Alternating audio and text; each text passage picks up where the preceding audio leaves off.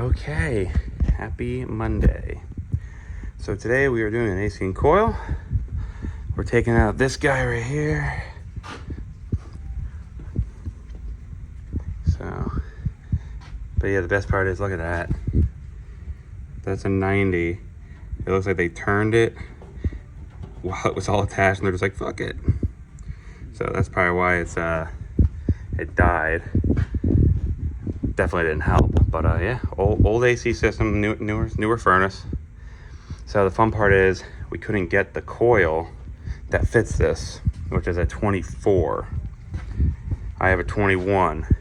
The ductwork is 21, so I'm gonna have to build a transition, but I don't have a lot of room because I've got that boot.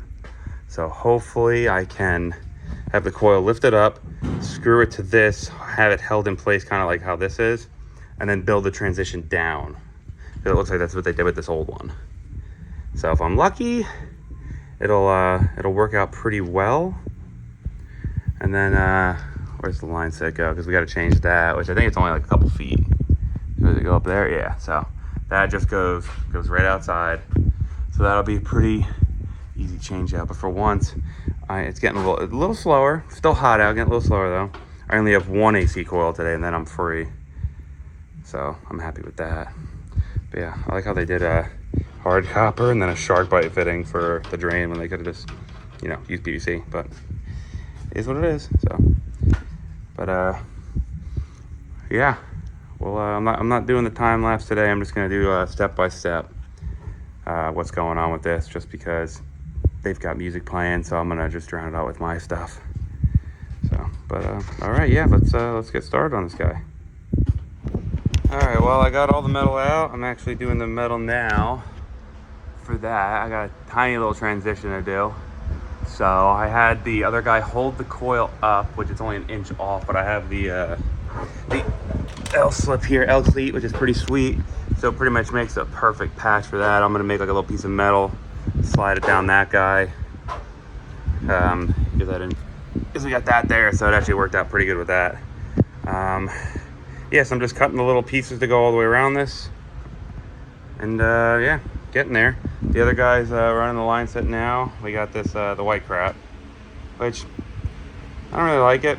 I like the black stuff better. But this stuff doesn't tear as much. I know they make it in black, but the supply house I go to doesn't really have it. Because we usually just go there and pick it up. We don't order the black stuff, really.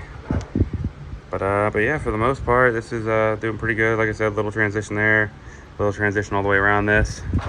But it should be pretty good. Shouldn't take too long. Should be a nice early day. All right, well, I got the transition in. I still have to use my little squeegee to smooth that out. I mean, without the tape, it would have been just a shitload of silicone. So I know the tape doesn't look good. I really don't like using tape. But for this situation, I mean, you kind of have to. But it's mastic tape, so it's like really sticky and secure, so nothing should fall off on that. The guy just finished bracing that. That just goes straight out. Just got to zip tie that up and clamp it. Just got to run the high volt.